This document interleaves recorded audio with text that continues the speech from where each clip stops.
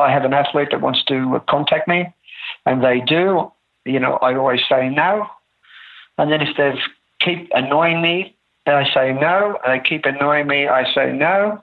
And then when they keep annoying me, I think, okay, he knows this guy wants to be here.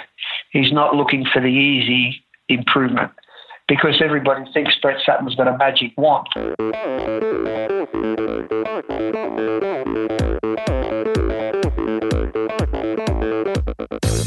Olá pessoal, aqui quem fala é Renata Falzoni. Olá, eu sou Tim Don. Eu sou Jaque Mourão. Olá, eu sou João Paulo Diniz. Eu sou Adriana Silva. Oi, eu sou Mauro Ribeiro. E esse é o Endorfina Podcast. Valeu, até mais. Welcome to the Endorphin Podcast. Here at Endorphin, you listen to stories and opinions from triathletes, cyclists, runners, and swimmers. Interesting people fueled by endorphin.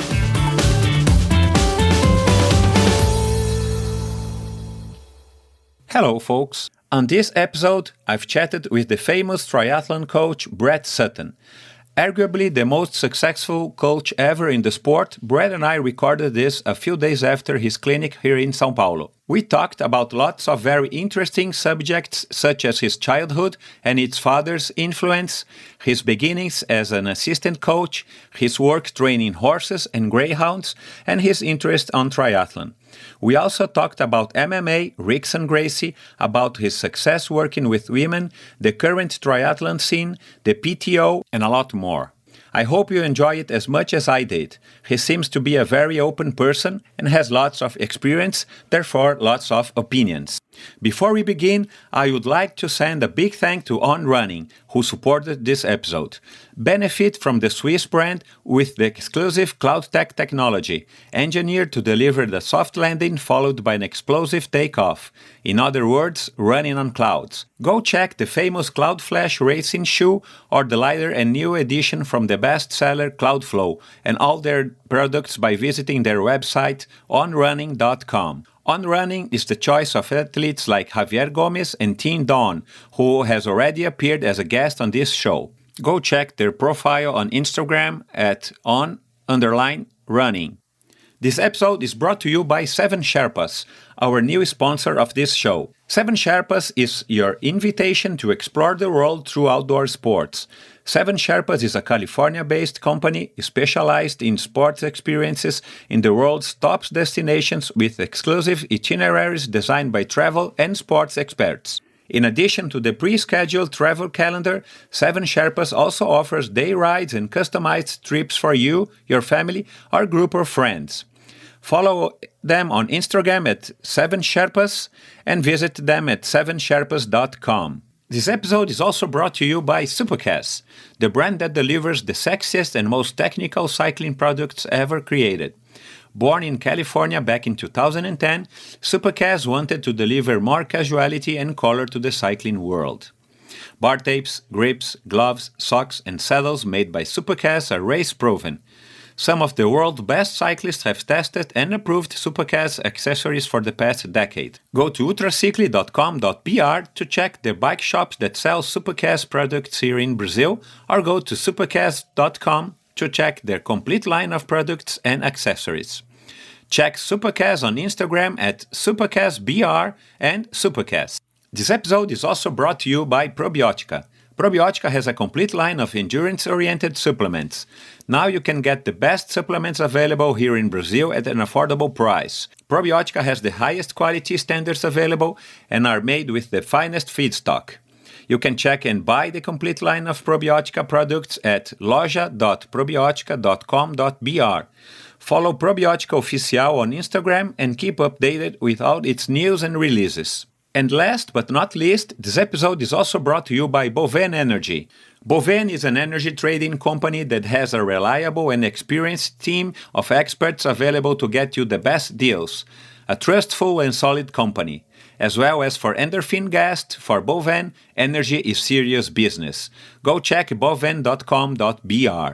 Hi Brett, welcome to my podcast. Nice talking to you. Hi, thank you very much for contacting me. How are you doing? I'm doing well, thanks. It will be a pleasure to chat with you. I see that you have a grandchild. It's your first experience as a grandfather? Yes, no, I have one grandchild and I have 5 children. Cool. How old is he? Well, the grandchild's just 6 months old, and the others range from 33 to 14. I see. And how does it feel to be a grandfather at 60? Makes you have a new lease of life.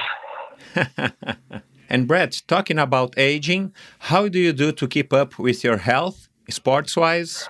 Me, I'm basically, I've been in sports for myself early on in my life, so I did a lot of training. So for me now, my training regime is a 30 to 45-minute walk a day.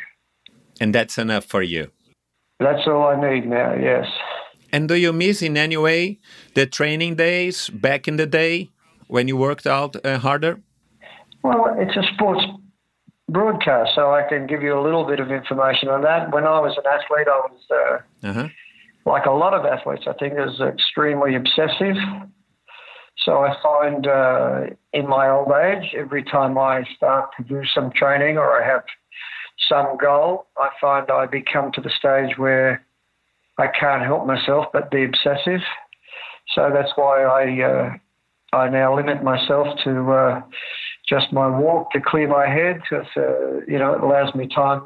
So it gives me 45 minutes to myself, and I find that's much better. Otherwise, that's very healthy indeed. Exactly. Otherwise, I find myself training 3 times or 4 times a week, and next thing it's 3 or 4, I see. every day, and then it's 3 times a day. That's real sportsman mentality, isn't it? Yeah, I think that's half the problem with the athletes I deal with when they're retired. It's very hard for them to let go, and I can understand it completely. I see. Did you ever regretted becoming a sports coach as a profession? No, not really. I enjoy it much more now. Once I started triathlon, I coached a lot of different sports, and then I was basically more into swimming. I did the other sports on the side because I had a diverse sports background. So I think when we talked in Brazil, people asked me, and I said I was lucky enough to train Australian champions in 8 different sports. So the main ones for me, though, was swimming, and then I got bored with swimming. Basically, at the end of 1988, I was a national coach, and I had 2 athletes who won the Olympic trials, and then they both were not selected in the Olympic team because of qualifying times, and that made me think of how hard these people work to win the trial, and I didn't think it was a very fair way that some judges, because they wanted to make the team a certain number, that I think that they left 5 people off the team who won the qualifying trials for the Olympics. I still remember it. It was 1988, and it made me very sad for the athletes, because the 2 I trained them for 6 years that I trained them. One of them I trained for 14, and I thought it was extremely unfair, and I thought I'd rather go into a situation where selection was not such a big issue, where what you did was recognised, and you could make your own way. So basically, I was at that stage, I was helping out with some age groupers, and there was a story to that. At that stage, I was a national coach. I had 6 people in the Australian team, and my assistant coach used to take the tri group. I see. And he went away for a holiday and asked me to look after the group. And, of course, at that stage, I was training a bit, so I thought it would be a bit of a fun thing. And the long and the story of it, that if it wasn't for him, I wouldn't be in triathlon, because he never come back. He went on a holiday, and I didn't get another assistant coach for the age group people. So 3 times a week, I'd take the tri guys, and I thoroughly enjoyed it. And so that was basically the start of my tri career. I wasn't a professional coach in triathlon. I was working with 20 age groupers. And then it got to the stage where I developed some juniors, and they become very good, and they qualified for the Australian team in the junior ranks. And then I was given, as I was employed by Australian Swimming, they expected me to stop doing the triathlon and concentrate on the swimmers. And so without going too much further into the talk, they give me an ultimatum, and one day we come to the pool and all my tri people were then barred from going to the pool. And that was the day I packed my bags and walked out. And I've been doing triathlon ever since. And back in those days when you were a swim coach, how was your relationship with triathlon? Of course, it was much smaller than it became in Australia, in the world. Yes. And how was it? Did you knew about the new sport? Did it attracted you in some way? Well, I was much more in love with the old sport than the new sport as it is today. So the reason I decided to go with the triathletes, and that because I really enjoyed the camaraderie and the community of the tri group. You know, it was wonderful. And I just thought it was, they'd go to races, they'd have fun between themselves. They would be like every group, I suppose, where they're happy to race one another, but there was no animosity. There was no, swimming in Australia is extremely strong, as you can imagine. Mm-hmm. Yes. And so it's a very high-pressured situation for the athletes. And it was just amazing for me to go back to normal people who had normal problems, and I was training mostly adults, and then, as I said, we had a group of kids. And so for me, I really enjoyed that, and we started up our tri club. And then, of course, our tri club over the next 3 years became the biggest tri club in Australia as far as performance goes. And those 6 junior athletes all become professional athletes. And that was the start of my professional triathlon career. Nice. We did two more seasons in Australia, and then we took the 6 guys, and I think we also took another 4 that we developed up, and we went to Europe. And since that time, I've been in Europe. I was in Europe for 4 or 5 years every summer, and went back to train triathlon in the winter in Australia. And then I shifted over to Europe on a full-time basis around 1998. Wow. And I've never gone back. So if I go back to Australia, it's to see my family, see my daughters, and not anything to do with Australia. So I've been in Europe now for just on 20 years. Wow. I remarried in Switzerland, and we've had a very good, obviously from a sports perspective, it's been wonderful for me, but it's also been wonderful for my family life. And I went back to Australia when I took a break from triathlon after the 2004 Olympics, and I went back to training horses for 2 years. And then the circumstances had it that we wanted to come back home. My wife was having a baby, and she's Swiss, and so she wanted to do it in Switzerland. At that stage, I'd signed a contract to coach boxers, so I wasn't at that stage thinking about going back to triathlon. And so we come back to Switzerland. We'll come back for 1 year, and then I was going to set up a European boxing academy to bring Australian fighters to Europe. And when we come back, a lot of my old squad was still wanting me to train them, and they actually put together a training group for me, and they provided me with accommodation and said, well, just train us for the year you're here, and then we'll go from there. And basically, it started all over again, and the success started coming, and you get very attached to your athletes, or I do. Mm-hmm. And so from that day on, I've carried on doing the triathlon. So We had some success with Tim Don in 2006 at the World Championships. Had another 4 or 5 Ironman wins within the group, and of course, then it just mushroomed again from there. So I continued on training the triathlon. During that time, I used to visit Brazil and work with Carly Amaral, and that's where I ran into Ronaldo when he was a junior in our social project.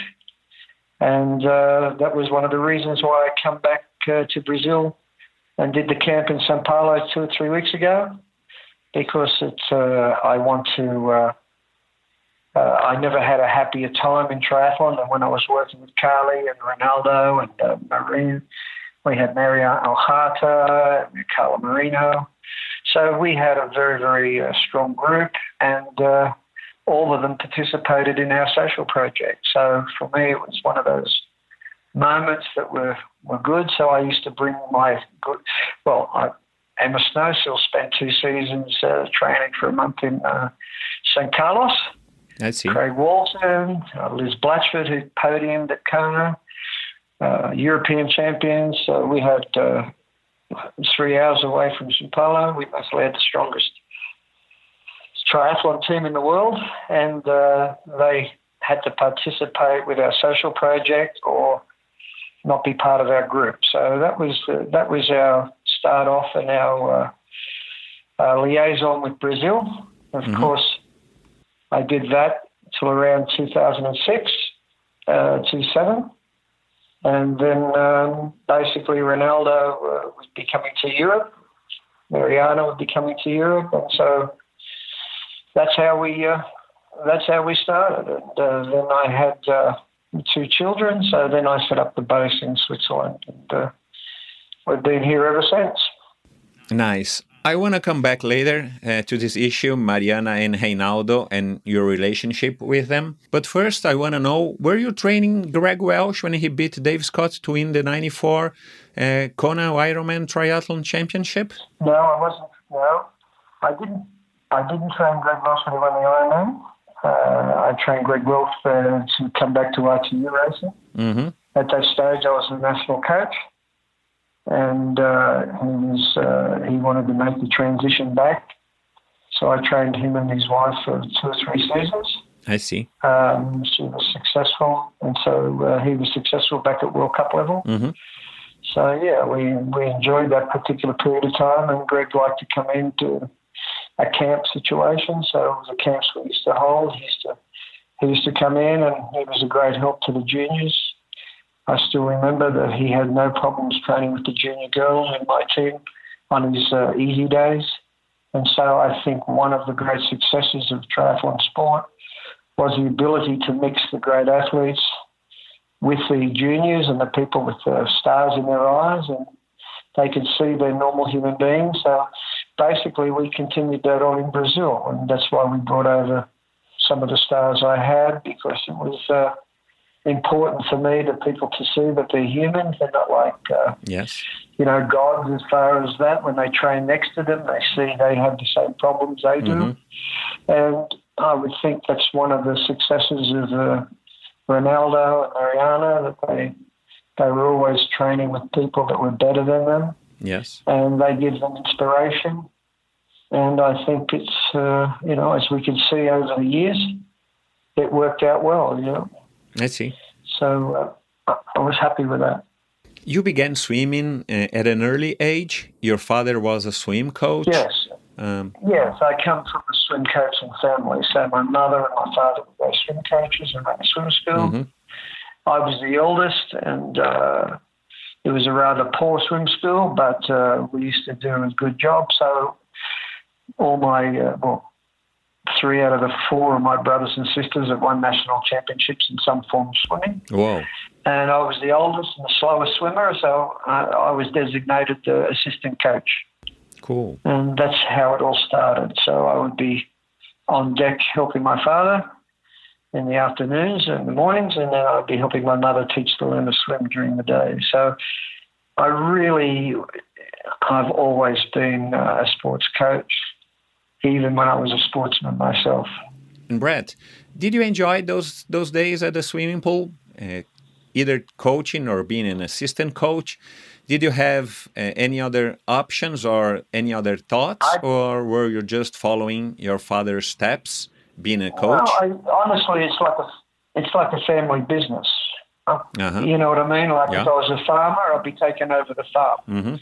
So I was basically, so I was in it from a very young age. And then when I left school, I ran my own program, and with little breaks in between over the last 45 years, I've always coached. I see. And how or when did boxing enter your life? I've read that you had a boxing career back in the days too. Yes. Well, I used to be a professional squash player at a very young age because our swim centre was in a squash and swim centre. So basically we had 6 squash courts, and so I used to play football, of course, not like Brazil football in Australia. It's ridiculously bad. So I used to play football at not the highest level, but a good level. And then I played rugby, which you don't have in Brazil, at a high level. And I was always extremely small. And so squash suited a smaller guy. If you're a big guy in squash, it's not really advantageous to you. It's a very physically hard aerobic plus speed game. So it suited me. Yeah. And of course, same thing with the boxing, because I was very light. So in boxing, you fight in your weight division. And so that's basically the sports I did during my teens. And then, it's been very, very good for me from a coaching perspective. It's one of the things that most people can't understand, the experience of having, 6 or 7 different sports you've trained at the elite level. And if you ask Ronaldo, I'm sure he can point out to you that I take some of the training protocols from those sports in the way they organise their day, the way they organise their sessions, and I incorporate them into the triathlon training. And I still do that to this day. The way we set up our program still has a lot of background into how we used to go about our boxing program. As an organisation, the guys actually punch the bags or anything like that. But I mean, the way and when we train hard is still part of the protocol of the boxing. And do you still enjoy fight sports? No, I don't watch it. It's a funny thing. I was good at it, but I never enjoyed hitting anybody. But I was just, as I said to you, my siblings were champions in their particular sports, and I found sports that I was very good at it. So then I was able to rise through the ranks in boxing. So of course, if you're good at something and you're young and you're looking for people to pat you on the head, you take it as far as you can. And so basically, I can tell you my boxing trainer never watched the first round of any of my fights because I couldn't hit the other guy till I was hit. So always fighting him. He said, they used to call me the boxer that doesn't want to box. So that was the marketing. I see. And, as soon as someone hit me, there was no problem. Just like a Rocky movie. Sort of like that, yeah. Yeah. Do you follow MMA, the UFC fights? I watch occasionally, I watch it occasionally. I'm much more, Brazilians are like that. I'm a student without ever going and seeing him, but I like reading everything Hickson Gracie writes. I believe he's the true MMA. I think the WWE MMA that we see now is not from the sport, as you can imagine. I was from the boxing world, and so honour and respect was very big in my upbringing. And watching the karate or the jiu-jitsu, it's the same, that you honour your opponent. So forgive me if I'm in the Hickson Gracie camp as far as, what the MMA became, and however he's still true to his mastery, still true to his sport. And so anything I can read or watch of Hickson or his sons, that's my place. I see. And which boxers are your all-time favorites, Brett? Oh, well, from all time, it's very easy. Muhammad Ali was, a great, and his ability to overcome problems, and he never sold out his honour. He said what he believed, and he stuck by it. Money, even to the end, never got in the road of his political afflictions. And so I admire that greatly, to have somebody that could have easily gone down the road of, he stuck to his principles. And so, I found him to be fantastic. I'm a great fan of Roberto Duran as a fighter. He was a warrior. Marvin Hagler was a warrior. So they're the era that I sort of grew up with, and and a couple of other English fighters that people wouldn't know too much about. But, I really admire those type of guys. And, so as I've got older, I watch some of the MMA stuff. They're fantastic athletes. It's just the business around it makes me sad. I think they could be just as big without taking away the trash talking and all that rubbish. It's not part of our genre, not part of what martial arts used to be. Yeah. And I feel sorry that the young kids of today see that as the honourable way, and it's not what I consider the founding of what martial arts was about. That's not the true spirit of it. It's more correct, like a business side of it. Totally. Yeah. Yes. And how did you end up training greyhounds and horses? Well, within my family, we used to, one of the people I grew up with, who ended up being my swim manager, actually, for the swimmers, he was a professional dog trainer, so I lived on and off with him for 9 years, and so that's how I started off training the greyhounds, which, again, don't think they're in Brazil, but they're like racing horses. It's very big in Australia. And then, of course, I had a good success at that.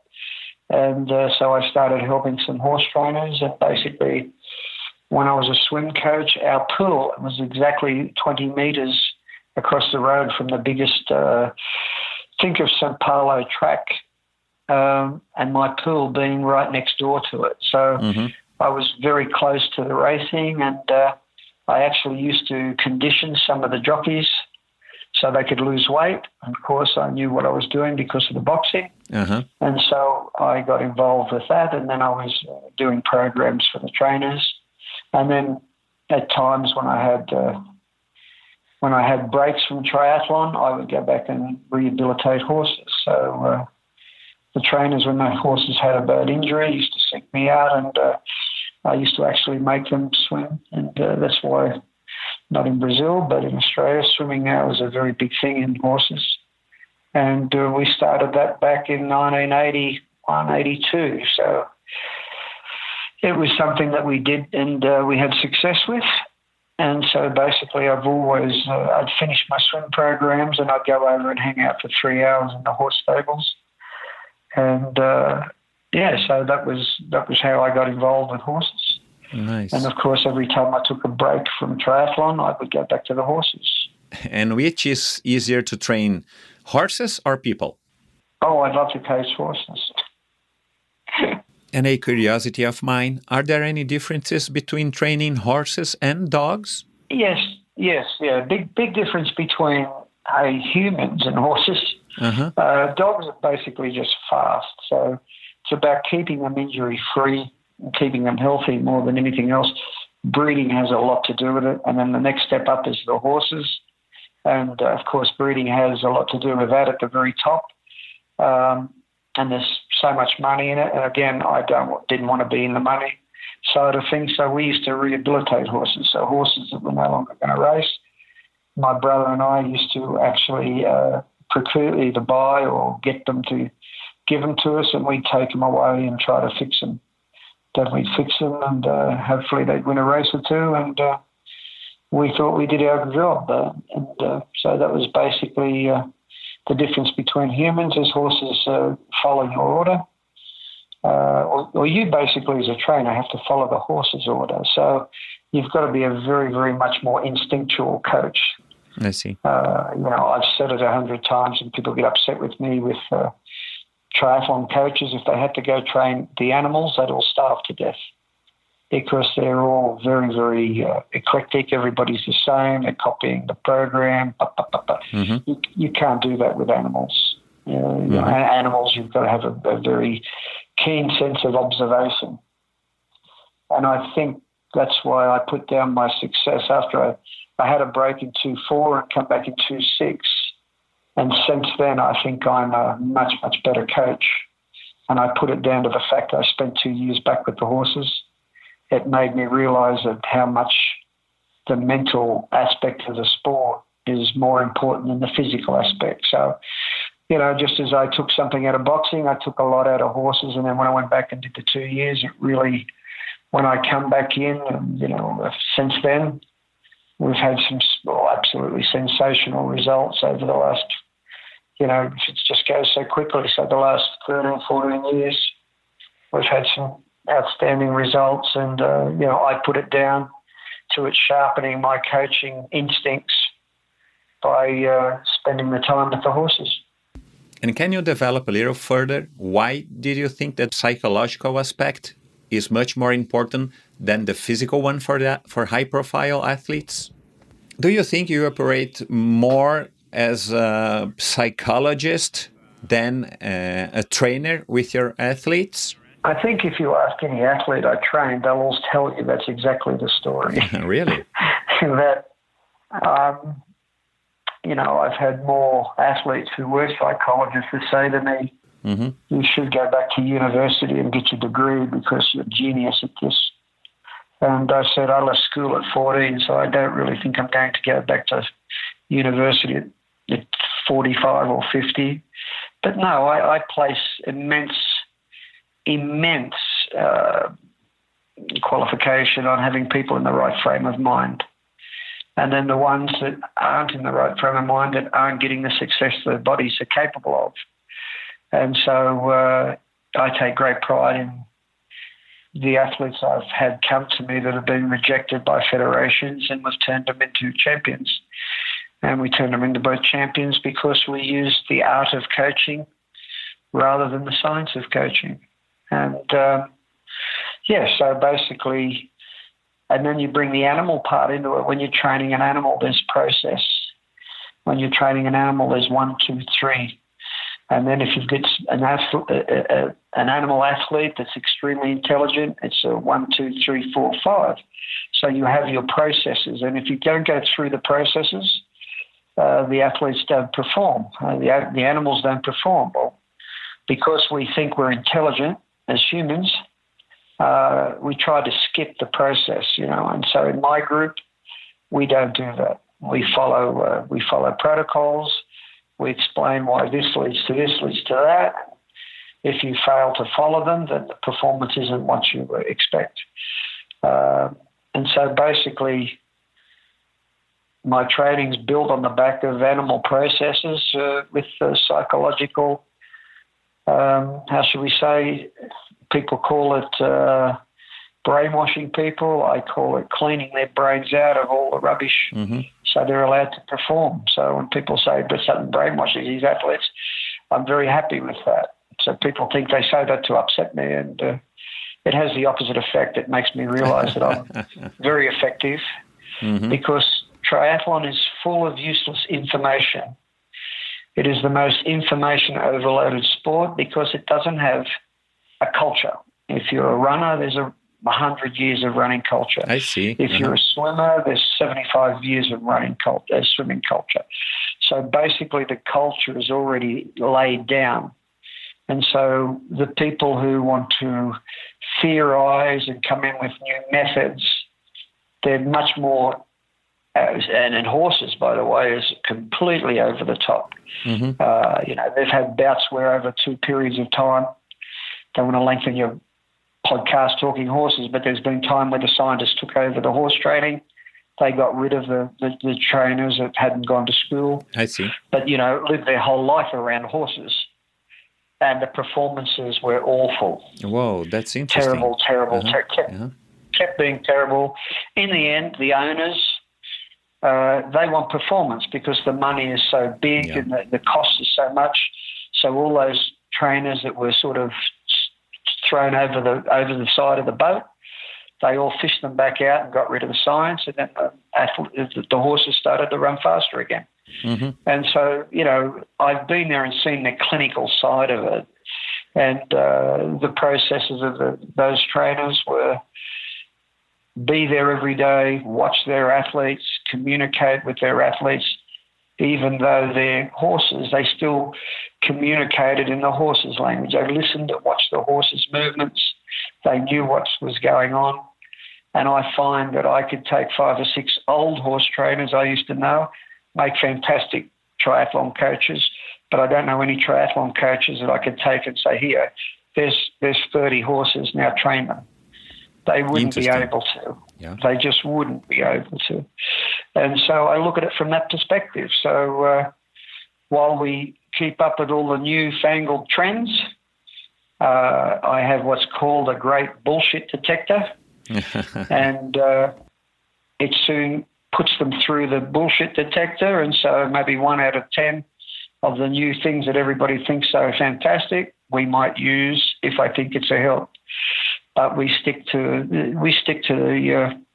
the solid principles and trying to get people to be in the right frame of mind to race. And that's our number one concern. How do you define your training methodology? Is just a sum up of everything that you've experienced until today? And I ask that because sometimes you're very criticized by your peers about your training methods, isn't it? Yes, well, they're not really my peers. So it's not really a problem. That's why we started a coaching course. And now you'll see, if I listed you the coaches in the world now that are prominent and are great, they all seem to come out of my squad. Oh, really? So nice. The British head coach who's been looking after their program for 10 years, he was my first ever triathlete. And then some of the coaches that you can... Who is he again? Ben Bright. I'll see you don't even know him, yet he's been in charge of the best program for 12, 14 years. Uh-huh. The reason why is he's a good coach. He doesn't promote himself. He basically does what he needs to do to get the best out of his athletes. So, I'm very proud of him. Craig Walton was a coach of the year. Of course, I trained Craig, and he's one of my coaching disciples.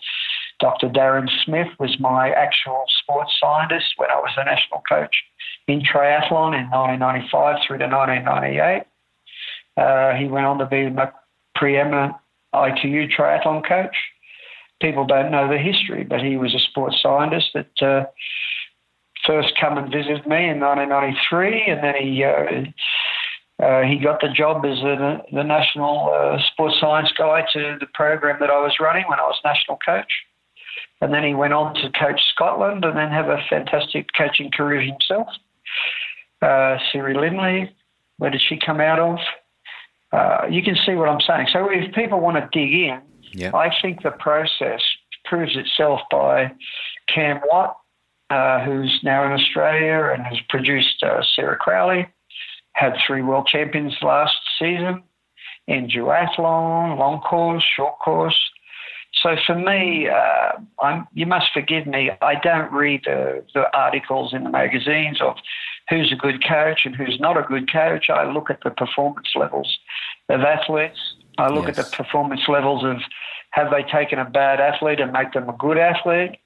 And that's what I try to get across to my coaches in Tri-Sutto, that this is what is a good coach is someone that can build an athlete from the scratch. And make them a world-class athlete. That's what we're looking for. Or take an age grouper and make them a professional and make them a winning professional. So that's my measure of the standard of coaches. So you can imagine the coaches people think are great, I don't even rate. And Brett, you chose to work very close and personal with your pro athletes in order to get them to achieve their goals the fastest way. This leads to a very limited group at a time. How do you get to choose your pro athletes roster? Any prerequisites established besides being total committed to you? Well, I don't choose that. I don't choose them. If I can say this, if not to be controversial, but if I have an athlete that wants to contact me, and they do, I always say no. And then if they keep annoying me, I say no. And they keep annoying me, I say no. And then when they keep annoying me, I think, okay, he knows this guy wants to be here. He's not looking for the easy improvement, because everybody thinks Brett Sutton's got a magic wand. Mm-hmm. And Brett Sutton doesn't have a magic wand. What Brett Sutton's ability is, if you permit me to say, is I can get people to perform at their best level. Yes. And 90% of the athletes aren't performing at their best physical level. And so for me, I don't ask athletes. I haven't. The only person I basically contacted and said, come train with me, and she rejected me for 6 years, was Nicola Spirig. Interesting. And I think it might have been 8 years, but I don't know. You have to ask her. But it was at least that amount of time. Okay. So usually I get athletes they're in trouble. They're not working well. They're not performing. They wish that they could be better. And so I enjoy taking them. People forget when Daniela started with me, she got 60th of 70.3 worlds. She got third, I think, in Cozumel. Was basically struggling, going to retire. I took great pride as a coach that I was able to reconstruct her and get her to be at her physical and mental best on race days. I did the same I was happy to do the same for Nicola. And now we have that situation where you don't need to ask me, I'll tell you that all. He burns them out. Debbie's been with me now for 6.5 years. Nicola's been with me. I got a card 2 months ago, 14 years. Whoa. Bella Bayliss, 20 years. So basically, James Cunningham, 13 years. I don't burn anybody out. I basically try to, those that want to stick to the plan, I'm happy to coach. When you decide you want to try something different, I'm very happy to say that's a great idea. Go try it, but you're not trying it here because that's not what we do, and we have a plan. And now I've done the same with the coaches.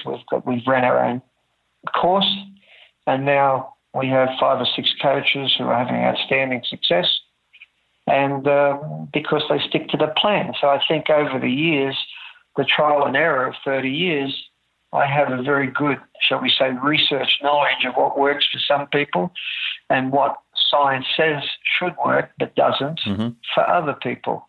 So that's where I get the people who, and I understand, I don't think there's any rights and wrongs in triathlon. I think what works and what doesn't. So, of course, when people have come out of a university for 7 years and got a PhD behind their name, they have distinct, shall we say, direct ideas of what coaching is. And I think they're basically L-platers. They have no idea about the practical constraints of training humans. And so they have to usually struggle for 4 or 5 years before they realise that what works on a book doesn't necessarily work on a fallible human. Yes. Yeah, I agree. And what about the other way around, the former athletes that became coaches? What do you think about it? Well, I don't think they're coaches. No, of course not. In swimming, we've always had strong swimming in Australia, so I can explain this to you. So if one of the great athletes in swimming retired and said, I want to be a coach, they would be, if they don't buy their own pool and have their own squad, we would give them 10 kickboards and put them over in the little kids' lane with nobody over the age of 7 and say, do 2 years there and start your apprenticeship. Yes, but I was a world champion. Yes, we know. What does that do to coaching people? Absolutely nothing. You may as well be a car mechanic. It's got absolutely nothing to do with coaching. So, of course, I've been quite critical. I'm not critical of the people, but I'm critical of the people that tell me I don't know what I'm doing about coaching, and yet you can put the next 10 best coaches together and their results aren't as good as mine. So then they come back with, you're lucky. Well, no, I never took anybody that was at the top of their game. I never do. I've never done that in my life. If I told you the names of people who said they wanted to train with me and I said, no, we'd like to keep that. They like to keep that secret and I keep it secret because that's not what I'm about. I've never been about that. I'm about improving people that are struggling, and I've been very, very fortunate to run into some fantastic physical specimens that the car mechanic coach has been able to straighten out the diff and the electronics, and they've gone on to become superstars. Chrissy Wellington was an age grouper when I started training her. James Cunningham was an age grouper when I started training. It wasn't like he was winning Ironmans. Yes. I suggest to you that Nicola Sprigg was a good athlete when she started with me. Was she a World Cup winner? No. So basically, I take pride in that. That's where I take pride. The fact that I can have Danny now doing what she's doing or what she has done, that's where I take my pride, and I don't need anybody to write up any articles to make me feel good about it. Mm-hmm. I'm quite happy with my own group of athletes, and that's why I said that you might not want to interview me because people ask me about all these different athletes, and they're not in my squad, so I don't know them. I don't want to know them. I think it takes away from what I try to do because I don't believe triathlon's a race in Ironman. I think it's a total misnomer that it's a race. It's about producing your best figures and then having a look at the end of the day and seeing where you finished. So I look at it more like a golf tournament than an actual race. And so with that thought pattern, I try to teach the athletes to improve certain areas of their sport in their mind so they can produce a higher performance level. I've never told Danny, we're going to win this and win that. I never told Nicola that either. I just think it's counterproductive to the 90% of people. You'll get some people that they can work off that, and that's lovely. But the majority of people, that doesn't help them. Mm-hmm. It hinders them, if anything. Mm-hmm. Basically, what you're saying is that your results speaks louder than any words that you might say, isn't it? Well, that's what I was taught from a young age. Talk's cheap, and let me tell you, in triathlon, there's a lot of talk. Mm-hmm. Yeah. And so I just keep away from that. Yes. People pay me to train them, so I give them my 100% attention. Mm-hmm. I'll look around the field to see where I think the next problem or the next competitor to my athlete's going to come from, and then I'll look at their strengths and weaknesses. But that's as far as I go. I couldn't tell you who won what, where, how. I don't even do that with my own athletes. I concentrate on their training and trying to make them a better athlete, and then we go off and do a race, and that's the measure. When people say, how come in 14 years you don't test? It must be such a terrible thing for the athletes. I said, well, it might be terrible for their mind, but it doesn't seem to be hurting the results. And, I see all the testing equipment now and everything is done on these lines. I've had that. I've practiced it. I've known that. I've seen plenty of people do fantastic tests and they race terribly. So for me, it's race day that counts. How you handle the pressure of race day, how you perform under the pressure, how you perform when you're going bad, not when you're rested and going good. They're the things that make my athletes so consistently good, and because they can still produce a result on a bad day. I think they do that because of my coaching, and I think 90% of them will tell you, if they're being honest, it's exactly the same thing, that they understand how to handle adversity, and they understand that because we train them to do that. Where we have other people, you see that's highly inconsistent, they on fire and winning race, and the next thing they're coming 14th and 14th and 14th, and then, a third and then a 12th. And my athletes don't compete like that. You can look across the board. Everybody's extremely consistent. And I think that's because of the way we attack our training and our communication. As you said, I communicate with my athletes in a slightly more than most other coaches. I definitely contact with them much more outside of the training deck. There's nothing for me to have, 6 to 10 conversations a day with my athletes before session, after a session. So when someone like Nicola's in Zurich, I know what she's feeling before she gets in the water. I know after what she does. I know after the next session. So she does 3 sessions. I'll have 6 basically communications with her, then usually another one at night to see how she's feeling. I try to get all my athletes to do that. My wife doesn't like it because I'm working from 6 in the morning till 10 at night. But as I say to people who tell me they want to be the best coach in the world, I laugh at them. They turn their phones off after 6 o'clock. They don't work on Sundays. I'd be honest with them. I say, how in the hell are you going to compete with me? Can't do it, because I want my athletes to be 100% committed. And so I expect that they need their coach to be 100% committed. And that's what I try to do. I ask them to be the best athlete they can be. I ask it of them every day. So I ask it of myself as a coach. It's a pretty simple formula. There's no magic to it, but every day I'm trying to be the best coach in the world. And that's what keeps you moving forward today. I can't ask people to be the best athlete in the world if I'm not prepared to do everything I can to be the best athlete coach in the world. And that's how it's been over the last 15 years. And that's why Siri Lindley became a great coach. She wanted to kick my ass. That's why Cam Watts become a great coach, because he wants to kick my ass. Ring up Dr. Darren Smith. His great motivation was to kick my ass. I tell my coaches that that's not a bad thing. That's a great thing for your athletes. That if you're motivated, then your athletes can see you're motivated. Athletes can smell a coach that's not motivated. They can smell a money coach a mile away. Sometimes their circumstances allows them that they can't do anything but be with that type of person. And that's fine. But I've found now with the internet that to find the right coach for people is much easier now. And I can be honest with you, I'm not the right coach for some people. The difference is I tell them that, and I give them advice of who might be better for them than I am. So, of course, that's where I get my reputation. Oh, he's hard and he's nasty. Yeah. I'm not. I'm just being honest. If I see I'm not working for an athlete, I'm the first to say to them, we need to look for another solution for you. If there's an athlete in my group that still wants to try to do this and try to do that, that's not what I do. I say, well, that's fine. I have no problems with that. But no, we're not doing it here.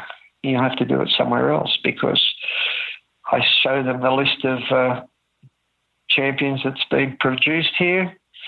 I've showed them the list of people that's improved. And then if they still want to try something different, I'm very happy for them to go do it. A lot of my best successes have been with athletes who have actually been with me and then went away, tried everything else, tried other coaches, and then asked if they could come back. And I've always let them come back. And then we've went on to even greater success, because they're no longer looking over the fence, looking at the other guy, saying, well, maybe if I tried to do this, or maybe if I... Once they've got that out of their head, their performance levels improve straight away. Psychologically, the athlete must be also ready, ripe for working with you, with the coach. Otherwise... Yes, well, I think it's more right. I think this is where, when I don't know if you talk to some of the guys that did our talk, half the problem was half the people in the room there couldn't work out how we do so little compared to everybody else. And that became because all they've heard is, oh, he's a hard, crazy coach. My biggest problem after 6 weeks with a new person is they haven't got the confidence in the program, because they're saying, I used to do a lot more. And sometimes I say less is more. Let's concentrate and stick with it. Yeah. And give me 12 months and let's see how we are this time next year. But a lot of them, we do maybe 25% less. some athletes more than that. Danny doesn't train anywhere near as hard as all the other triathletes in the Ironman because she doesn't need to. So it's different. And Nicola doesn't do any of the long stuff the other people do in the short course.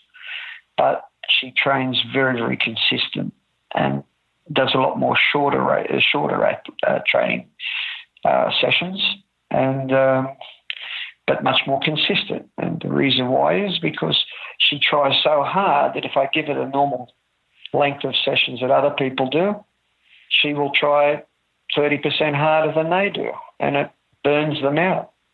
They physically become burned out because they're mentally 100% dedicated. So I could rattle off champions' names that were hurt themselves because they are so dedicated. And if things aren't going well, then the answer is do more. Well, that's the biggest problem if you ask about the way we train. We don't do that. And so it's an adjustment. So when people come to me, it's a total adjustment for them because not only do we adjust the technique, we adjust the way they sit on a bike, we adjust their run technique, we adjust the way they train. So it's a complete one-stop shop, Yes, I see. To work our plan, you have to work all three levels of the plan. You can't just say, well, I like that, I'll take that off the shelf. And, I like that session, that's good, but I don't want to sit in the bike in this position. I don't like that. So I'll just sit in this position and do your training. It doesn't work. And so the hard thing for me and the hard thing for them is they've got to be committed to the process. And if they've never had any success at it to start with, it's difficult. If they're coming from a place where they think they're a pretty good athlete, athletes don't want to change if they think it's working. Now, my problem is if I got an athlete who thinks they're very good, they're getting sixth at World Cups or not, or 70.3, and they think they're doing a great job. Well, that's where me and them have got a whole different perspective of life, They think they don't want to let go of what they're doing, and I think they're already retired. They just don't know it. And that's the biggest problem with a lot of athletes. They're basically backpackers with a bike. They travel here, they travel there. They're on this race, I'm doing that race. And they get very frustrated with coach because I don't have that calendar in mind. I've got this race in 8 weeks, so I got to do this. I don't, unless you're Danny or a Nicola or whatever, you always should be training to be better. You're not good enough yet. But can you imagine me getting that across to most of the middle-class professionals? They just can't wait to pack their bike and go to the next race and get seventh. I don't understand that mentality. So, again, you can see where I get the blowback from people. Oh, he's a, what's the word they call? He's a control freak. Yes. Well, I am a control freak. Dictator. Exactly. Yes. I'm a dictator. He won't let me go, there's a lovely race in Puerto Rico, so why can't I go there? Well, because it won't help your performance improving. But, I'd love to go to Brasilia because, there's a World Cup there. Oh, that's very nice. So we're going to do a 14-hour trip. We're going to do 2 days of nothing before we get there. I'm just telling you the conversation I had 2 days ago with people that are trying to go to the Olympics. So their federation is pushing them to go there. And I'm just saying, you're not going to go to the Olympics anyway if you go to that race because it's going to waste 2 weeks of your life. You're going to train. You're going to be dead. Did anybody tell you about how the heat is in Brasilia? No, I was told it's 26 degrees. I said, go have a look at the humidity. So you're coming out of a place where your humidity's 10. You've had no training. You're going to catch the plane in, put your bike together, then walk out the door and get hit with 60% humidity.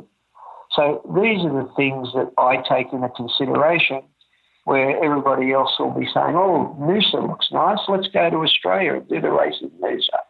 I find that totally unprofessional. Talking about the girls, how do you explain your success mostly with them? Yeah. What do they have that seems to work better with you? Patience or what? Well, I think I explain it by telling people go back and have a look and learn your sport. I used to get labelled that I had more success with men. So if you go back to 95 and through till 99, I had the only trifectas with men in my squad at the ITU level. So I used to train people like Greg Bennett, you'd know, who was a World Series winner twice. Andrew Johns was a World Series winner twice. I had Jan Rahula, Hamish Carter, not bad men. The last I looked, they were all men. Tim Don.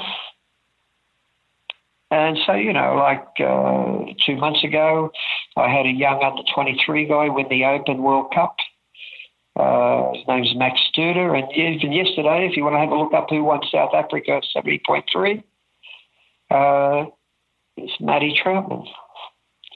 So what I don't do, and this is, I'll be quite honest with you here, here's a bit of controversy for you, for all those athletes out there.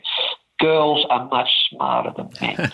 So I agree. The girls look at my results and go, I'm going to him, where the men go, oh, if I go to him, he wants total control. And that's the difference between I'd say, generations in the last 20 years. All those guys I talked to come to me because they couldn't make certain teams and they were desperate to be great. And so they come to me because they see me as a solution. These days, I tend to have a lot more women ring me up and say, I would like to be this way, and do you think you could get me to a certain level? And, of course, I say to them, if you're good at taking orders, and that means I say we do this, and we say, yes, let's do it. Now, you say that to a man, and they've already got the phone book opening up to the next triathlon coach, because they still want to have a control of their program. I've still got it now. And so I look at myself as being, when I come back into the sport in 2006, from that day on, I've looked like I've been retired. So I don't go out chasing athletes. I don't go, I've talked to some men that I thought I can improve, but I know they're all fine. I'm doing a good job. Okay, no problem with me. And that's the way I do it. So yes, no, I don't make any bones about the fact the last 5 or 6 years, I haven't had a lot of men. I haven't had a lot of men in my squad.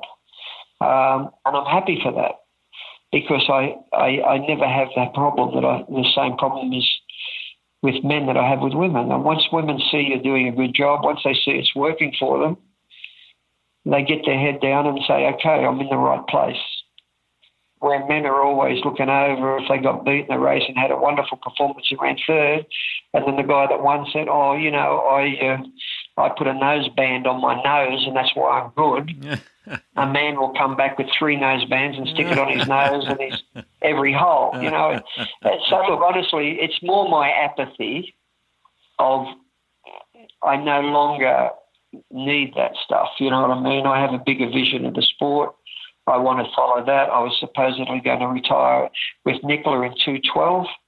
And, of course, she did her wonderful race. We won the gold medal. We all shook hands and danced and thought that was the end of it. I was going to go back to the age groupers. I was going to try to do my lectures like you just seen. So a good example is that's my passion. What I did in Brazil last weekend was, if you know, I went to Peru to do that.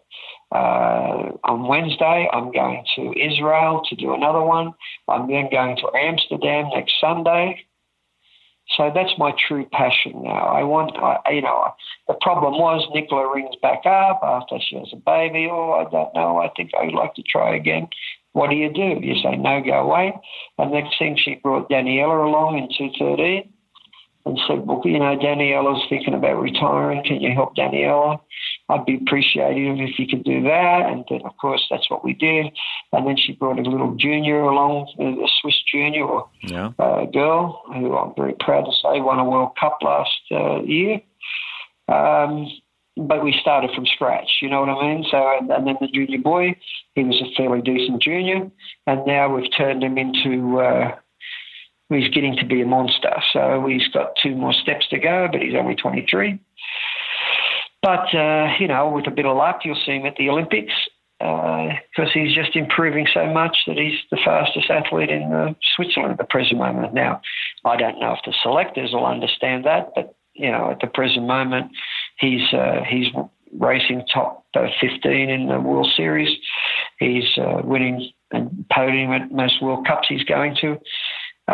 So, in my mind, I don't need to address people that say you have better results with women than men. I've had truly fantastic physical specimens. Chrissy Wellington was an outstanding individual. As an athlete, and I know most coaches only run into one if they're lucky, one in their lifetime. I've been very, very fortunate that I've been able to find people like that. And with Chrissy, she was in such a hurry. She had no triathlon background. So the lovely thing was she knew nothing about triathlon. I think if she knew what stuff about triathlon, I had 2 or 3 girls in my squad that I thought was equally as good, but they were brought up on triathlon. They were triathlon juniors. So I could say things to Chrissy, like Chrissy didn't even know who the champions were when she went to Kona and won. Yeah. I know that. Well, Danny's the same in Ironman. People don't realise. Danny never took any interest in Ironman whatsoever. She was an ITU girl. And away from the training and away from racing, Danny doesn't hang out with any triathletes at all. Her whole superstructure or her social structure at home. When I go and meet her and her friends, there's some of her friends don't even know she does triathlon. Because that's the way she is as well as a human being. When Danny's away from the triathlon world, she's not running around telling everybody I'm the world's greatest triathlete.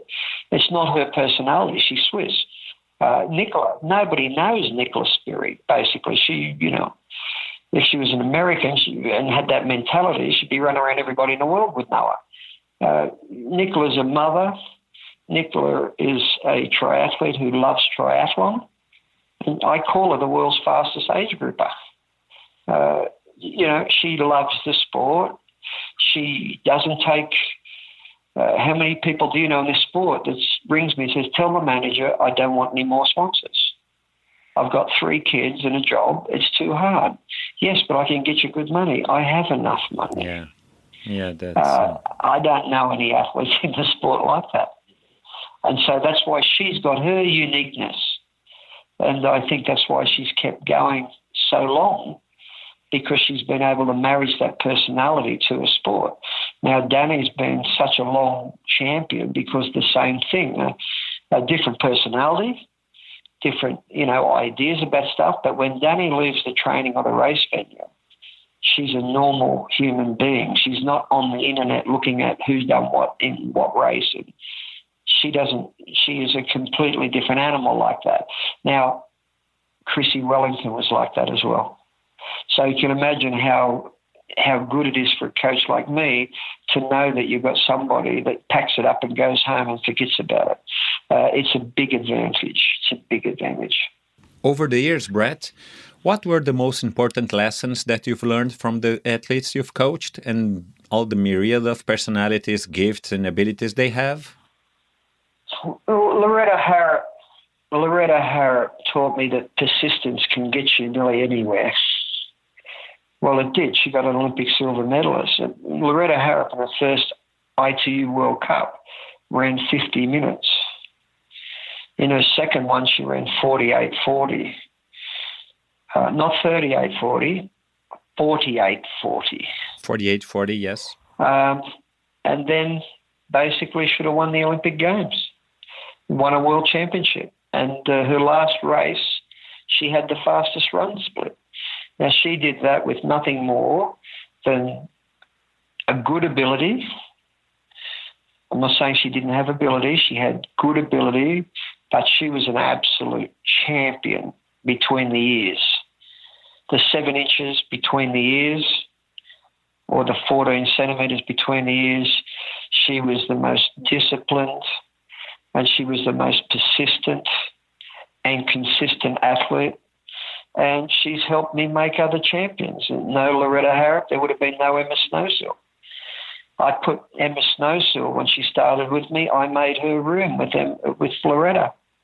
So why are you doing this to me? I said, because I want you to learn how a complete professional does it, because this is the girl. I said, you've got more talent than her. Well, she beats me by 6 minutes. I said, that's because of what she does away from her talent. And of course, she spent 2 years with Loretta as her roommate. Siri Linley spent a year and a half with Loretta as a roommate. And then we have now, I'm sure Nicholas Sperry gets sick of the word Loretta Harrop because I keep putting it across to her what Loretta taught me. The talent is only a little piece of it. If you've got the persistence, you've got the consistency, you've got the discipline, and you've got the heart. That's why I switched to triathlon, because it was one of the reasons, because you can't fudge an Ironman. I don't care how good you are. Alistair Brown was proving it. It doesn't matter how good you are. If you can't think, you're not going to be a great Ironman. You know what I mean? So all the ability in the world, all the work ethic in the world, but you've got to have the three. Yes. You've got to have some ability, you've got to have the work ethic, and you've got to have the capacity to think when you're under great adversity. And that's what I liked about Ironman. And that's why when I come back in 2.6, I switched to Ironman. Because I hadn't had any Ironman athletes. I was an ITU coach. I had a few athletes that did Ironman, but I never took it seriously. And then I said, okay, we're going to win Kona. That's the goal. And I think if you look at my Kona results since 2.6, you'll find that they are pretty impressive, because even though everybody just looks at the podium, if you look at the top tens, there's athletes that should have never been there that are there because they come to Switzerland and train with Brett Sutton. And that makes me proud. So, I can tell you, I'm every bit as proud as Teresa Marcel's fourth as I was of a win by Janice. It was a magnificent effort for that girl. A girl called Shamor from Hungary. She got fourth also one particular year. Absolute unbelievable performance to be able to do that. And so from that perspective, I always judge the performance of the individual. I don't judge the podium position. And I think that's helped me as a coach. As somebody said, the other coaches, they all think I sit back and take numbers. I don't. I never do that stuff. That's other people. I never think about the placings and this and that. I think about the performance in regards to the athlete that's doing it. And that's why I think I get loyalty out of my athletes, because they know that if they do something great and get sixth, they'll get just as much praise or more praise than if I think Danny won and did a bad job. I'll be the first to tell her it was a bad job, and I'll be the first to say to the other girl, fantastic job. That's part of the personality of me, and always has been. And I think that's why it's helped a lot of people who were fairly talented but couldn't get to the highest levels. I was able to show them the road and give them a pathway that they could take what little talent they had and make the most of it and be upright and tell it out loud to the public, so that's why they don't like me, that the super talents are wasting it. You know what I mean? And I'd say, yes, he's good, yes, he's this, but on the big day, they won't be able to handle the job, because they've let their talent dictate their career. Whereas I've never had any doubts about Nicola when she was with me. But on the day, Nicola Sperry was going to fire. And her 6 European Championships and 2 World Olympic Games medals attains to that, and Danny's races on the day, like 9 championships in 5 years, it's 6 years, it's unbelievably consistent. And I don't say that's me, I'd say that's them. However, I've been able to open their minds to the levels they're capable of racing to. And, that's what makes me proud as a coach. Is it fair to say, Brett, that Loretta maybe was your dream athlete or the closest possible to the perfect athlete that you've coached? Or do you have a dream athlete? What do he or she need to have? No, I've had the dream athletes. Emma Snowston was a fantastic athlete. People forget what she did. So Nicola Spirig is a freak. Her athletic performances are unbelievable. She's won 9 half Ironmans. I made her go in 1 Ironman just to prove to her how good she was on 5 weeks training, and she won that. She's a phenomenal athlete, but she needed to pull out some of the skill set that Loretta had to access those results.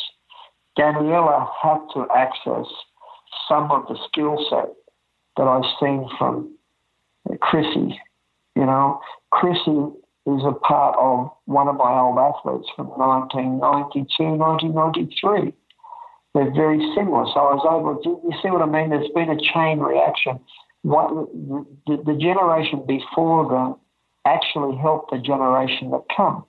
Ronaldo Colucci wouldn't be Ronaldo Colucci that you know if he didn't train with Craig Walton for 3 to 5 seasons. He was the apprentice. Mm-hmm. And that's the key, you know what I mean? So when we talk about dream athletes, there is no greater athlete than Daniela Riff at the long one. So in her era, there was none better than Chrissy Wellington. In her area, Nicola at the present moment is the greatest Olympian of the female triathlon. This will be number 5 for her. So, meanwhile, 38 and has 3 children and a job. Meanwhile, I get some of these half-assed pros turn up, and all they want to do is be a professional athlete. But, I haven't got the discipline. They don't have the discipline. Brett, I don't understand how we can do that. I said, well, I don't understand myself because Nicola's got 3 kids, a job and a husband, and does more work than you, and she hasn't got time to have to sleep during the day. In fact, even as we speak, she gets up twice a night for her baby. So she sleeps 3 times 2 hours during the day, if at best. And then you're telling me that, you're disciplined and you can't cope. So it puts me, I'm the purveyor of brutal honesty to athletes. So when athletes tell me how hard they've got it, I laugh at them. So can you imagine why they don't like me? When I see age groupers doing what they do and get up at 4 a.m. to train, got a job, you know what I mean? Yes. That's true discipline. Mm-hmm. I try to talk a lot of them out of it because it's too much. But when I've got a professional athlete telling me how hard it is to be a professional athlete, when they eat, sleep, train, I don't give them very much, let's just say I'm a little short with them. And some athletes accept that and make themselves a better athlete, and other athletes go to another cave so they can complain to somebody else that'll listen. But I don't listen to such shit. Which is the wrongest impression that the others have about you? Oh, you'd have to ask the athletes. Than me. I do my best. I ask an athlete when they come into my squad, I'm going to do the best I can to make you better. Now, are you willing to do the best you can to make yourself better? And then if the answer is yes, and then you give me less, you're telling yourself lies. You don't know about telling me lies. You pay me, so I don't care. You're telling yourself lies. Now, you need somebody that's sitting on your shoulder like a little conscience to tell you the truth. And so basically I see myself like that. So the type of personality that likes that, likes the honesty, we're together for ages. And that's why some of my coaches, Cam Watt, I trained when he was 17 years of age. He's now a TriSutto coach at 44. And we have the same talks that we had back then. Craig Walton rings me up now to ask me stuff. That makes me very proud. Mm-hmm. I've still got 3 swimmers from 1980s that contact me on a monthly basis. Nice. And so that's the side of Brett Sutton that people don't see. And it's the side of Brett Sutton I don't care other people don't see. Because as I said to you with triathlon, it's a very shallow puddle and it's a very information overload situation. So if someone like me that keeps it under control, keeps it very simple. As I said at the lecture, some people level a criticism at me. They say they give me a name. They call it Keep It Simple Sutton. And they don't realise they're paying me the biggest compliment for me, that is the biggest compliment anybody can give me. Because it's the very reason why they don't have any athletes going at the top level. Mm-hmm. Because they make it so complicated, they strangle the performance out of their own athletes. So when they're not going good, well, we'll go get a lactate test and see what the problem is. We'll go get a blood test and see what the problem is. Because your power meter numbers are astronomically good. And when we do our run test, you're on fire. But they don't realise those things are killing them. And so, those that come and ask me, I tell them, I'm telling you all about it. It lasts for about 2 weeks, and then they go back to triathlon.com.au and get some expert never produced an athlete to tell them why I'm wrong and why they're right. Yeah. And life keeps going on in the triathlon world. So always straightforward, always. Where did you learn it from? Did you hear from your father this style? Yes. I was brought up in a very harsh environment. Uh-huh. And to get a that's good, you'd really have to kill somebody. So I sort of expanded a bit on that. But what I did realise was I have super results with people that can accept constructive criticism. I have sensational results with people who criticise themselves and take it more serious than what other people do. And so I'm a godsend to them because I actually let the pressure off them. And I say, if I say it's good, it's good. Yeah, but I think it was shit. I don't care what you think. I'm going to be the judge and jury. So I've had people come back after winning a race by 6 minutes and everybody's back slapped them and their sponsors have cuddled them and kissed them and told them they're the greatest. And they look at me and I just turn around and walk away and I've given their verdict and they know it. And but that's the thing with my group. Everybody knows they get treated the same and everybody knows they're told the truth. So nobody's telling them, you're wonderful and you're this and you're that, when they're not. Because I knew as an athlete myself, it's a part of my personality. I hated the coaches who told me I was doing something really good when I knew I wasn't. Mm-hmm. I just had no respect for that person. Mm-hmm. So I always worked best with a coach. My boxing coach, I don't think he smiled at anybody in the 10 years I knew.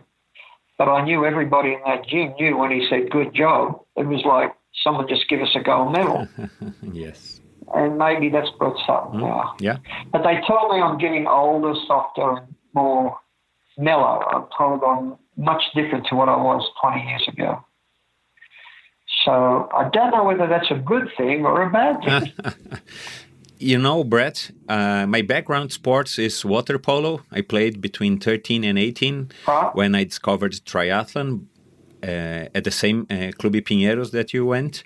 Right. And the culture on water polo is pretty much the same. It's pretty much straightforward. You're not allowed to complain. You never get a compliment unless you really deserve it. Yep. And I'm pretty much sure that made me a good triathlete. I incorporated that on my training on a daily basis.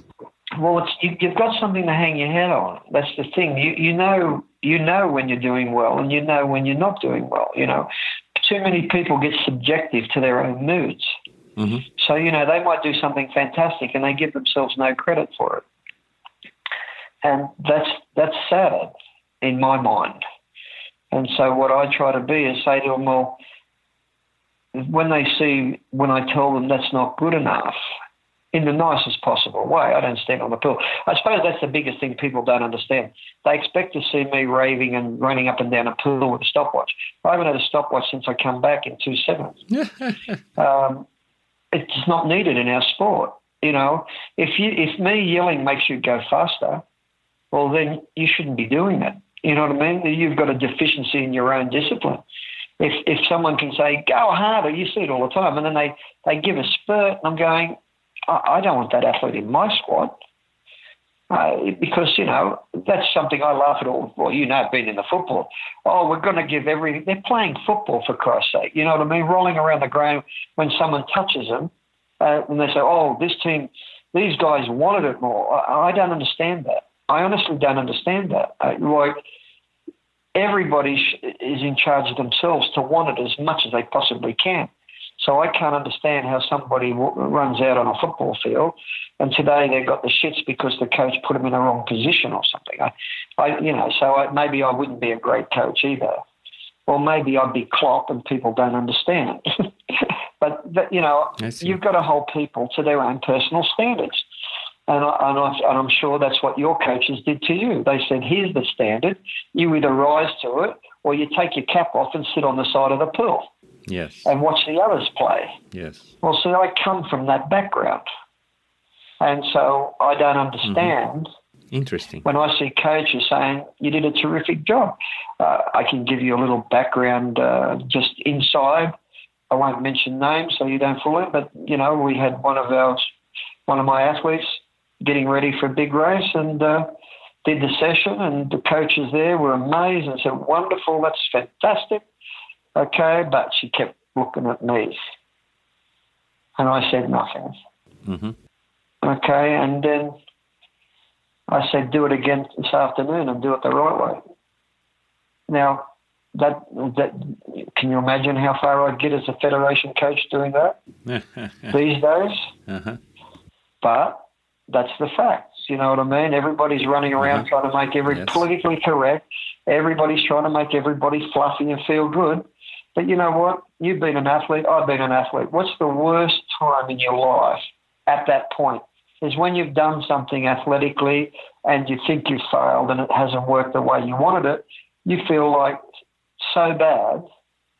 Well, my athletes don't feel that. Because, they have to put up with a little bit of mental pressure from Brett Sutton so they don't get that feeling because they know even if they've got beaten, they've done their absolute best and they've prepared the absolute best they can prepare. So it comes back to the martial arts and the Hicks and Gracie mentality. I did my best. You are better. Congratulations. You did a great job. Mm-hmm. And you'll find everybody in the sport, when you ask them that never trained with me, that if they beat my athletes, I was the first to congratulate them. Because as far as I was concerned, it was a lesson for my athlete. You're not good enough. Mm-hmm. Yes. What are you going to do about it? Mm-hmm. And there's far too many athletes today that find some other excuse. And so that's why I'm out of favour. People, maybe the new generation is not hard enough to hold themselves to their own accountabilities. Well, I'm 60. I'm too old to change now. So if you did something great, nobody tells them better than me. If you did something average and I thought it was my fault, they're the first to know it was my fault. If I thought they didn't do something well and it was one of their own problems, I tell them about it. But the good news is with that mentality is that you don't have to tell them about it. They're already telling themselves. And so I don't have to go around saying that's a bad job anymore. Yes. Because the people that train with me take responsibility for their own performance. And that's why I think they succeed more than other people. Because they've been taught that all the nice pats on the head are not worth two bob when the pressure is on and you're hurting and they're hurting and there's nothing left in the tank and the podium is there or the podium is not. It's how you handle that pressure at that particular magic moment that makes the difference. And I think that's why ours get on the podium and the others go, there's bad luck today. Yes. And for that matter, do you think all this available technology and gadgets and everything that the technology brought to us might have a negative impact on athletes? I'm sure they do. I'm sure you do. And how do you suggest them to use it, or you suggest them to don't use it at all? Well, they use it in the wrong way. I just had an argument with an athlete over Zwift. Mm-hmm. I've seen so many bad performances by good athletes after they decided they're going to become a Zwift athlete. And obviously because they train too hard. So they're leaving their races in the gym. I see. And that's important. It's like power meters. You won't see Nicola with a power meter on. You won't see Danny with a power meter on. You won't see Nicola with a heart rate monitor on. You won't see Nicola with fangled bike bars because, I'm not about the gimmick. And I try to teach my athletes that looking for free speed is a weakness. The speed comes from within. If you want to go out and run and try to find a little extra by some little thing or something you put on your hand or count how many steps you do, you're on the road to finishing. There's a great saying in Kenya, and you can look it up. It's got nothing to do with me. From one of the great coaches, he said an iPhone is worth 30 seconds over 10K. To his athlete. And the guy said, I don't understand. If they drive up to camp in a car, it means they're 3 minutes slower in the marathon. I think that sums it up perfectly. It's a very scientific statement. Yes. But they're taken away from what that made them great. Yes. And I'm totally at ease with my age groupers having that stuff. But, I'll have some athletes use it if I think it helps them. But see, it should be always looked upon this way. It's a support to make you go better. Now, if I put power cranks on you and I say Friday, we're going to have a power crank session and record all your marks, and believe me, I'll say this in Brazil because they'll all get very upset, very controversial, because 90% of them are like this. They won't do anything Wednesday and Thursday because they're getting ready for their power workout on Friday. Am I wrong or am I right? Yeah, no, you're right. Yeah. Well, so does it help them be better athletes? No, yes. Of course not, because they could have worked really hard on Thursday. They could have worked really hard on Wednesday. And they could have come out and did a really good session when they're tired. But their mate from Belo Horizonte beat them, and the guy from Brasilia is putting on fake weights on his VIF machine. So he beat you. You know what I mean? But if I say that out loud, I suppose I just did say that out loud, didn't I? I'm the worst person in the world. But that's human nature. That's what happens. You know what I mean? So for me, I've got some people who train so hard the blood will run out of them. I let them do this because I know they'll still do it tired. It won't affect their training. They'll say, I'll just do what I can. And I'm down 30 watts on Friday, coach, but I had a great session. And I've got other age groupers that say to me, I was on fire. I did my PB by 3 minutes.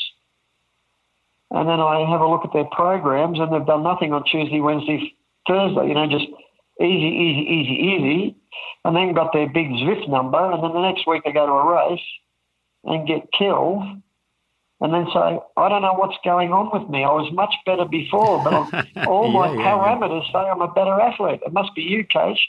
Sack the coach. So it's you, coach, because my parameters are unbelievable. They're off the charts. Now they've even got one for a run machine. So now they're running into it, timing themselves against their mate who's mostly got a different run machine brand, so the speeds won't be correlated. So anyway, for me, I just go, okay, whatever.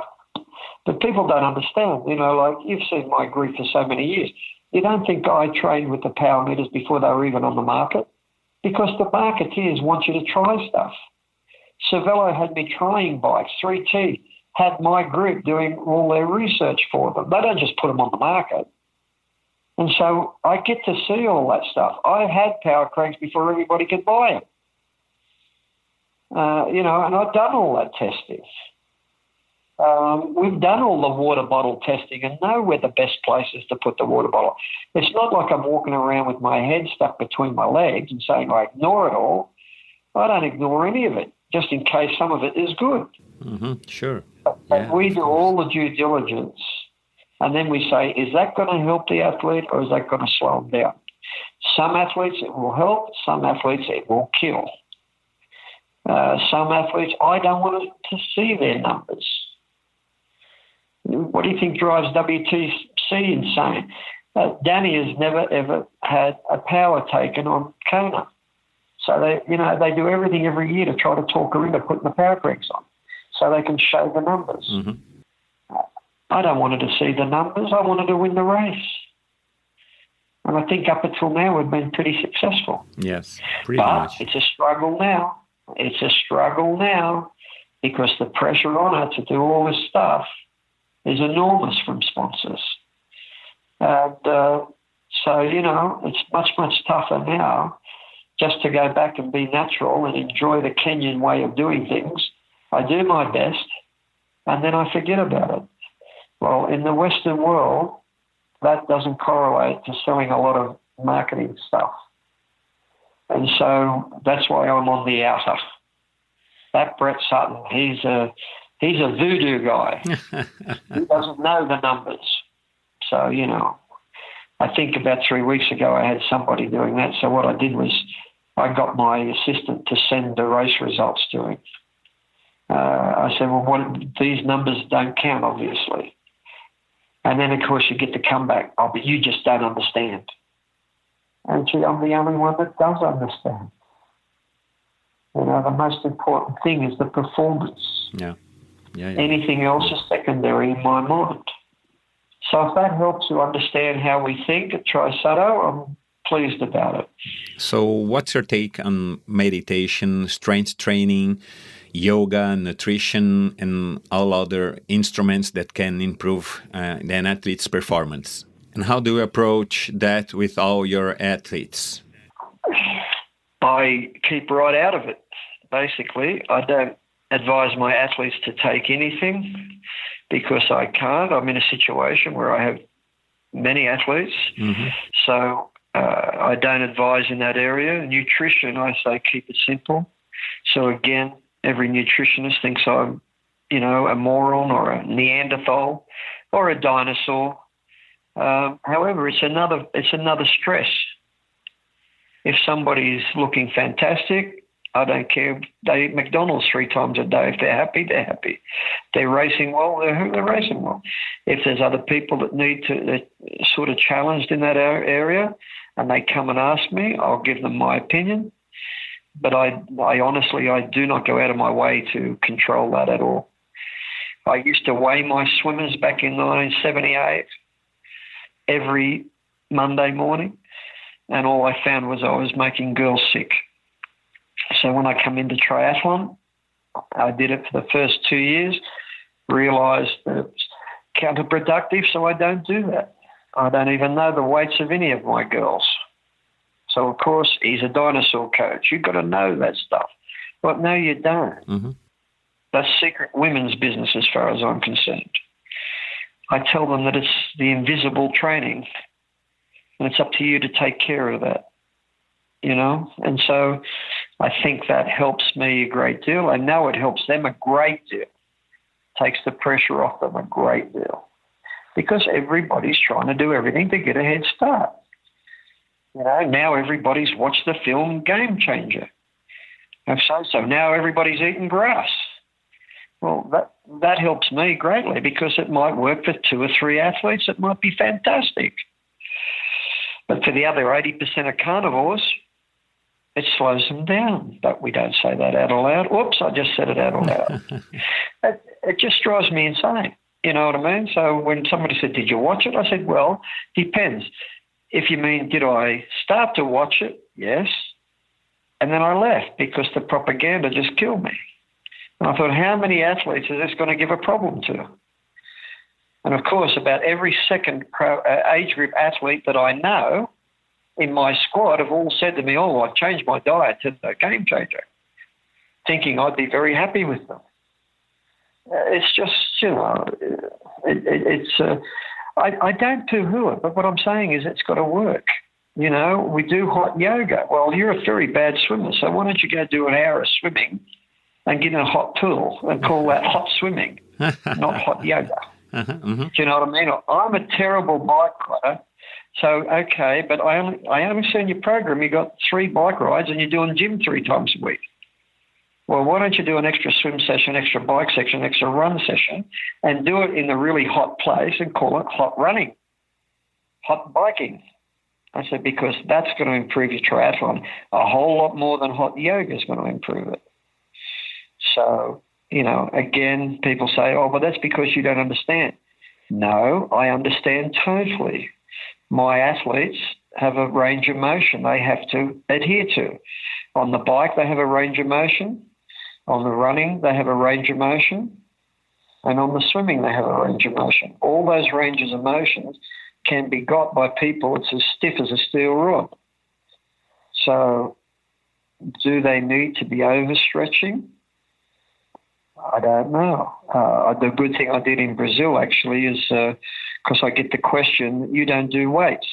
You've been against weights your whole career. So I passed around my iPhone of my daughter training. And everybody nearly fell off the seat because she was doing squats with 125 kilo. She's 16 and weighs 51 kilos. And they said, what's that? What's that? I said, that is my own daughter. Mm-hmm. Well, how come she's doing that? I said, because I hate weights, obviously. I said, she's a skier. And in skiing and downhill skiing, if you don't have the knee strength to cope with it, you're in hospital getting an operation. So we do a lot of weights, but you don't use it in triathlon because you don't need to use it in triathlon. Now, does that mean I've had somebody that I've given weights to? Yes, if I thought it helped them. It's as simple as that. But if I don't think it helps them, we don't do it. Mm-hmm. I'm not a dogma guy, you know what I mean? Mm-hmm. If I see something that I think will help, I use it. I use it. I have some people who are using some of these equipments you're talking about, and they say, why don't you let me do it? So because it won't help you. Well, why will it help her?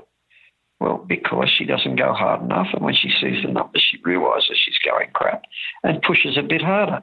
Yeah, well, let me get on it. I said, no, that's why you're not on it, because you will kill yourself to get the numbers. So it's all about, I suppose it comes back to where we started. Comes back to knowing the psychology of your athlete. Mm-hmm. Yes, and each athlete as an individual reacts on its own way. Totally different. And if you train horses, that's the first thing you learn. What works for one might have the other one kick you in the head. Let's change the subject now for a little bit before we come to an end to this podcast. Let's talk about triathlon as a sport. Oh, it's a very sad part to me. You're going to depress me before we go. No, we can talk about something that you enjoy before we come to an end to this podcast. Which country, in your opinion, is doing the best work on building the next triathlete generation, working with kids and youngsters? Depends on what you. I think triathlon is not triathlon, as in ITU is not triathlon, it's wet run. And it's totally different. I think they're all doing a very bad job of it. I can remember back in 2000, I spoke to the president of the USA Federation and said that, you should have 5 in the top 10 men and women every year because of the way the country is organised through the university system. And they thought I was mad, and apparently 5 years ago, one of their athletes who was good at that time, she used to race, Siri Lindley, has organised the programs now through the universities, and now America is dominating, at least in the women, like they should have 20 years ago. The men still haven't worked it out yet, but, that's the way it goes. I just find in the Ironman, it's getting a bigger and bigger gap, and we're seeing more people now being totally 3 good athletes at 3 different sports. So, before you could be a good biker runner and be a great triathlete in Ironman, you could be a super bike rider and a fair runner and swim good and be a good triathlete. At the very top now, that's finished. You have to be excellent swimmer. At the worst, very good. And you have to be a very strong bike rider. and you have to be able to run, and it's no surprise that the Annie Hoggs of this world and the Rinnie before her were all World Cup great runners. But it's changed a bit now from the Rinnie era that if you can't swim, and that's the end of the story, they're away and gone. Mm-hmm. Fredino was an Olympic gold medalist. People seem to forget that, just as they seem to forget that it took him, 7 years to come to grips with Ironman. So basically from an athletic point of view, I think he's trained magnificently well. But I just think it's one of those things that most of these girls are a lot older than they should be, and now Lucy Charles is coming in, so she's young, so we might have some young people that aren't frightened that their bodies are going to fall to pieces if they do an Ironman, so that to me is a positive. So basically I see some of my coaches doing a good job, so I'm happy with that. But the sport is now, Ironman is now somebody, you have to swim and bike and run. And I just feel badly that they don't, the girls get one race a year, basically. So that's another political problem. We can get into the depressive side of the story now, if you like, because anybody that is female and is a good swim biker should retire, because the way the races are, setting the age group is the manic pro age group is 5 minutes behind them, means that, any advantage they can build up on the swim and the bike are now gone. It's just not going to happen. So the only race they can actually race in is the World Championships in the 70.3. Mm-hmm. I'm still, here I am 20 years later, still complaining about Kona that doesn't have a women's race. They just ignore me now because they can't say, well, it's sour grapes because my woman's winning it all the time. But it's still the same fact. The motorbikes are still there. Why have we got motorbikes on the course? Why we've got drones? Mm-hmm. I don't understand, but I do understand, So when you're going down the highway and you've got 12 motorbikes around a pack of people, I just look at it and go, are you kidding yourself?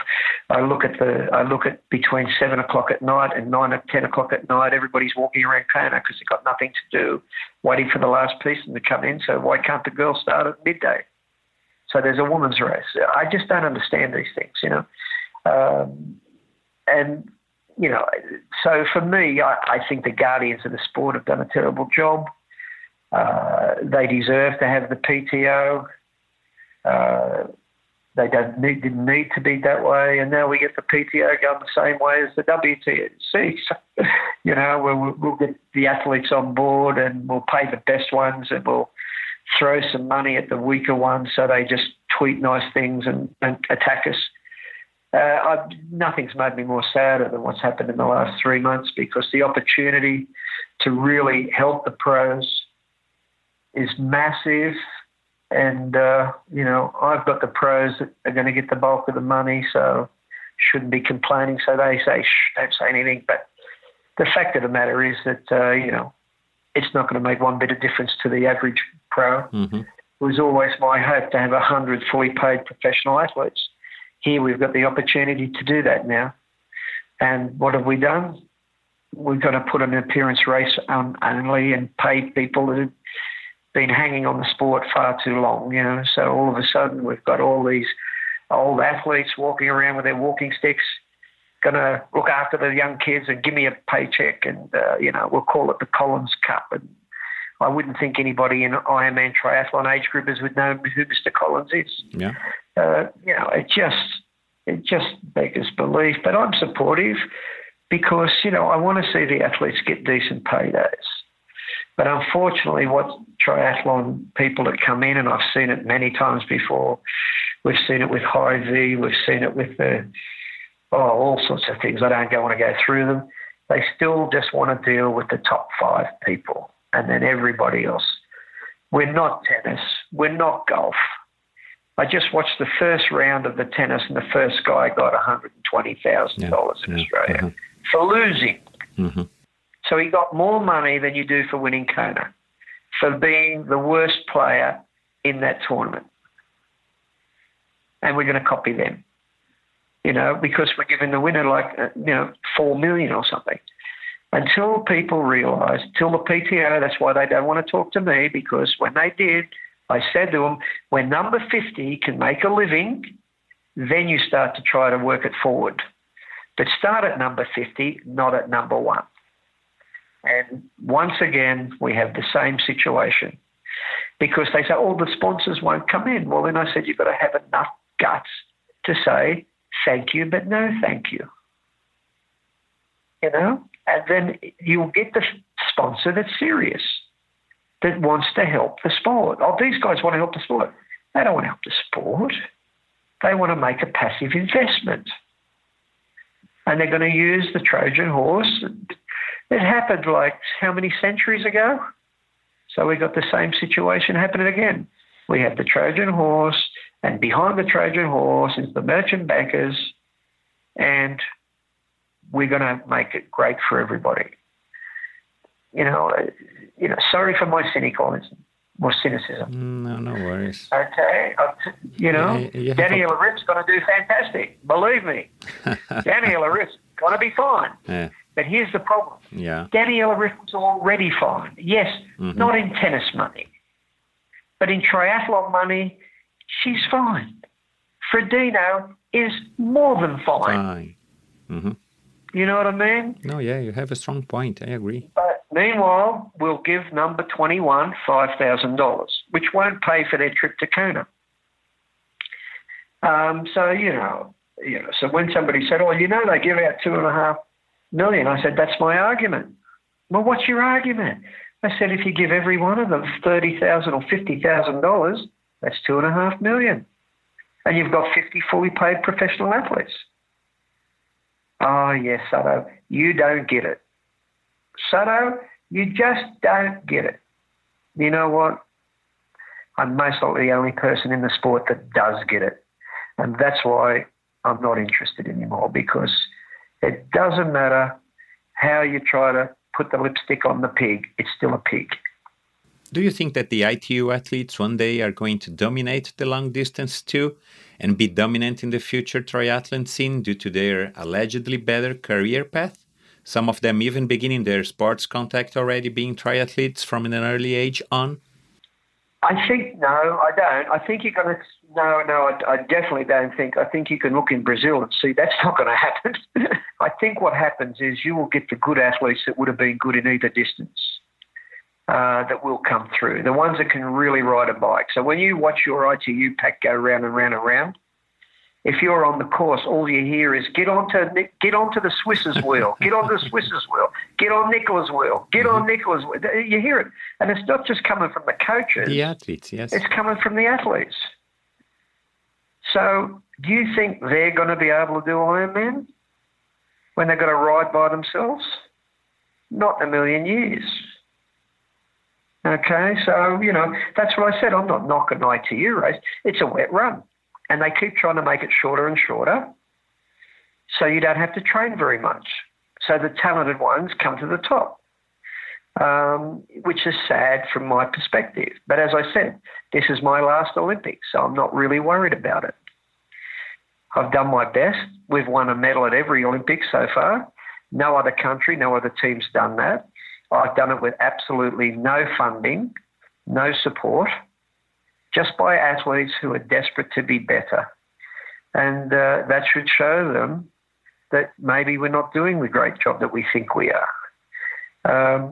But anyway, for me, Tokyo holds the opportunity for me to then go out and try to go back to real triathlon. Because, see, if I'd like to finish up on this note, it's my vision that triathlon was never a pro sport. It was a mixture sport. That's what I loved about it, that the age groupers could belong with the pros, and as I tried to do 10 years ago, I was about, why don't we look after everybody? Why don't we treat the age groupers better? Why don't we give them better races? Why don't we give them safer races? Why don't we give them cheaper races? Why don't we pay the pros? Why don't the race directors get a certain amount of the money and we carve it all up together like they do in basketball? If you go to basketball, 47% of the money goes to the players. Okay, the revenues. If you go to baseball, 48% of the revenue goes to them. I think the lowest is the hockey league because they can't put a stadium that's got 100,000 people. But I think they get 40% of the revenues to 43% of the revenues. How many people understand that? So in triathlon, they get 0.01. Not even 1% of the revenues. That's what I always complain about. Now, of course, we've got the PTO coming in, but it doesn't stop what's happened in the last 25 years. So the pro triathletes have got less than 1% of the turnover of triathlon. I don't think that's fair. And I don't think it's fair that the money and the profits have all gone to the company on the backs of the age groupers. So it was always my intention, and it was failed because it was idealistic and it wasn't capitalism first. Okay, as so many people told me, you don't understand, Brett, this is a capitalist sport. It started late. So it's into that. I thought, that's wonderful, okay? So age groupers pay $1,000 to make a capital entity that makes a lot of money and they don't even pay the pros. I just don't see that. I honestly don't believe that that's the way forward. I honestly don't. I always looked at it from me as a 30% for the pro athletes, 30% for the age groupers, 30% for the race directors, and 10% going to the charities. That's how I seen the sport. It's how I seen it 30 years ago, and that's how it was when it started. And, everybody just says, you're an old dinosaur, we can't wait for you to retire. But I'm not going to go away, As soon as the Olympics is over, I'm going to be out there and I'm going to be lecturing people. I'm going to be saying there is a better way and, a sustainable way. Because we've seen this before. People think, there's never been money like this before. That is wrong. There has been money like this before. Okay? But it gets burned in the same way because everybody's waiting for the television deal. Mm-hmm. Yeah. We're going to be like tennis. We're going to be like golf. I got some bad news for people. They should actually stand out there, those athletes, and watch a triathlon. Okay? It is definitely not those sports. So it has to be viewed differently. It's a sport that should be encompassing the people that are in the sport.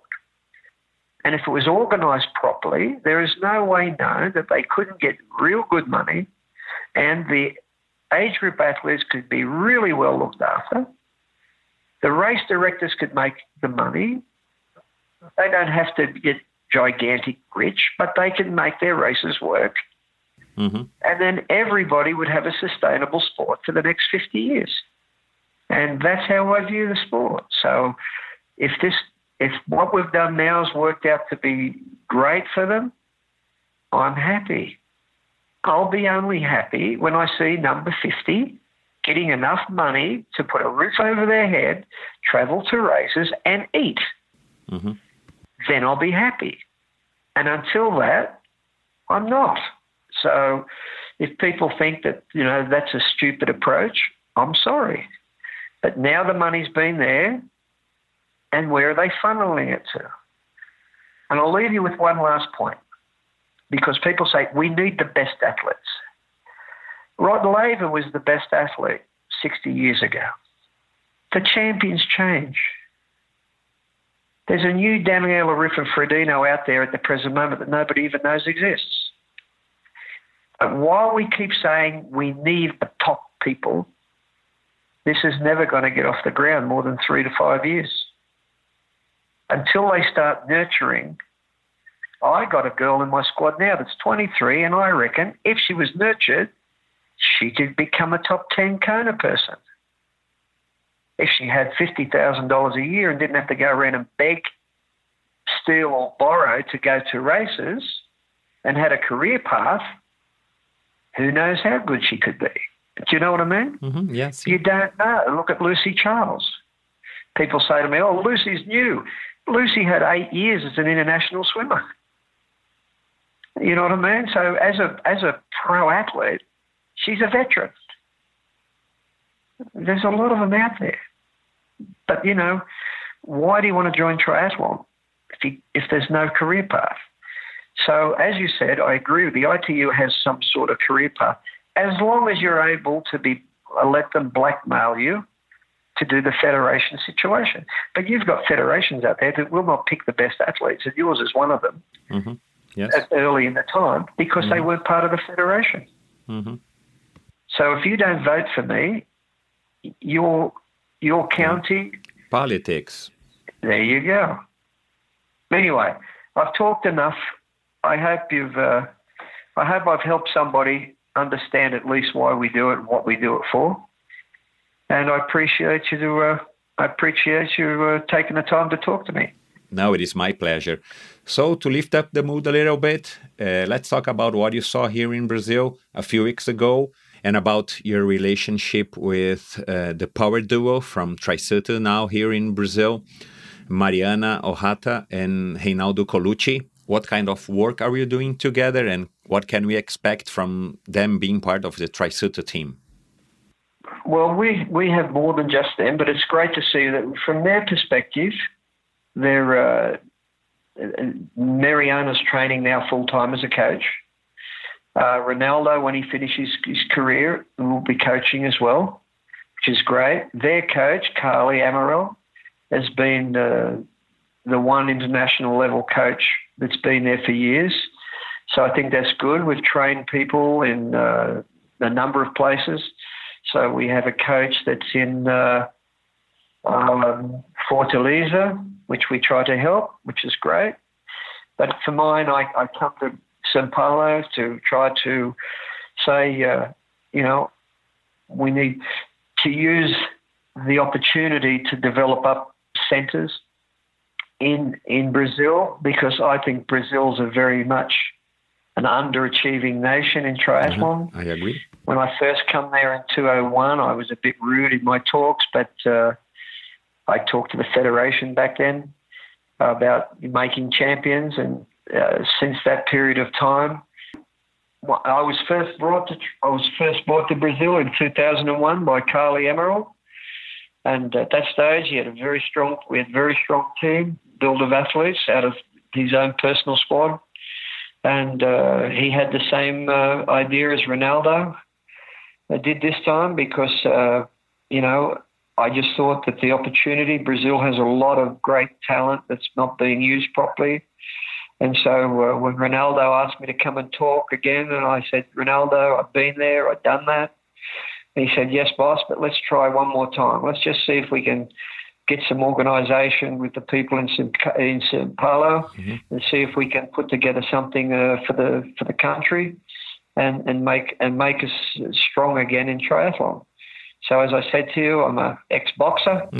So I said, well, I'm sure I'm just going down there to get punched again, but we'll try. And so we had a great 3 days. I talked to some people that, if they're serious about trying to reinvigorate Brazil triathlon, I'm very, very happy to help. And now, do you see it happening with Mariana and Reinaldo working together with you? I do. I think with Carly, okay, who's now working in Indonesia at the present moment. But as I said, we have coaches in Fortaleza as well. We said we have coaches in Rio Preto. So slowly but surely, we can put things together. Hopefully, with the club that we did the talk to, that I talked to the directors there. That's so nice. I'm going to produce a proposal over the next 3 weeks and send it back to Brazil of how I think we could revitalise triathlon and in 2 Olympics' time, have an extremely strong team again. Nice. That's good news. Well, it's up to the people that are there, because unless they want to get involved, it won't happen. We have now a recently renewed Brazilian federation composed by former pro triathletes and goodwill people, and we hope that they can manage it together with us to improve our sport here in Brazil, and let's see what happens. The whole community in general is very optimistic about them, about their work and proposals, but it's not an easy task, of course. Well, we'll try Sutton to do our part. Nice. So one last piece of advice or one last word to all our listeners, not only here in Brazil, but all over the world. Well, I just think we have something we call the Now Project in our group. And what that means is we concentrate on what we did yesterday, training-wise, to what we can do today in the view of what we're going to do tomorrow. So we try not to look too far ahead. We try not to look too far backwards. We concentrate on what we have in front of us. And I've found even when I'm talking with elite businessmen or people from other things, they all seem to be the same thing. They really work it hard on what's on their desk rather than what they'd like to be on their desk. So if that gives a moral, I think that sums up what we do better than most people. We concentrate on what's in front of us for now, and that's the most important thing. Nice. Good to know. Okay, Brett, thank you so much for your time. It was a long conversation, but a very, very good one. Okay. I wish that you, Kali, Reinaldo and Mariana can work together to improve the triathlon scene here in Brazil, and I wish that a lot. We need those kind of initiatives. Yeah. Good luck to you all on the 2020 season. Thank you for your time, Brett, and keep healthy, and I wish you all the best. Thank you very much for your time. Appreciate it. Bye. Thanks to the support from On Running. Benefit from the Swiss brand with the exclusive CloudTech technology, engineered to deliver the soft landing followed by an explosive takeoff. In other words, running on clouds. Go check the famous Cloud Flash racing shoe or the lighter and new edition from the bestseller Cloudflow and all their products by visiting their website onrunning.com. On Running is the choice of athletes like Javier Gomez and Tim Don, who has already appeared as a guest on this show. Go check their profile on Instagram at on_running. This episode was brought to you by 7 Sherpas. 7 Sherpas is your invitation to explore the world through outdoor sports. 7 Sherpas is a California-based company specialized in sports experiences in the world's top destinations with exclusive itineraries designed by travel and sports experts. In addition to the pre-scheduled travel calendar, 7 Sherpas also offers day rides and customized trips for you, your family, or group of friends. Follow them on Instagram at 7 Sherpas and visit them at 7sherpas.com. This episode is also brought to you by Probiotica. Probiotica has a complete line of endurance-oriented supplements. Now you can get the best supplements available here in Brazil at an affordable price. Probiotica has the highest quality standards available and are made with the finest feedstock. You can check and buy the complete line of Probiotica products at loja.probiotica.com.br. Follow Probiotica Oficial on Instagram and keep updated with all its news and releases. And this episode is also brought to you by Boven Energy. Boven is an energy trading company that has a reliable and experienced team of experts available to get you the best deals. A trustful and solid company. As well as for endorphin guests, for Boven, energy is serious business. Go check boven.com.br. And finally, this episode is also brought to you by SUPACAZ, the brand that delivers the sexiest and most technical cycling products ever created. Born in California back in 2010, SUPACAZ wanted to deliver more casuality and color to the cycling world. Bar tapes, grips, gloves, socks, and saddles made by SUPACAZ are race-proven. Some of the world's best cyclists have tested and approved SUPACAZ accessories for the past decade. Go to ultracycling.com.br to check the bike shops that sell SUPACAZ products here in Brazil, or go to supacaz.com to check their complete line of products and accessories. Check SUPACAZ on Instagram at SUPACAZBR and SUPACAZ. Thanks for listening to this episode of Endorphin Podcast.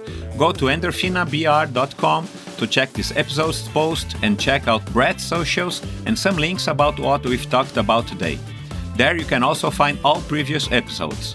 If you enjoyed it, support by subscribing to the Endorphin Podcast on Apple Podcasts, Spotify, or Google Podcasts. Remember to say hello to Brett at his socials too. Send your suggestions and opinions through my Instagram profile at endorphinabr. Until next episode.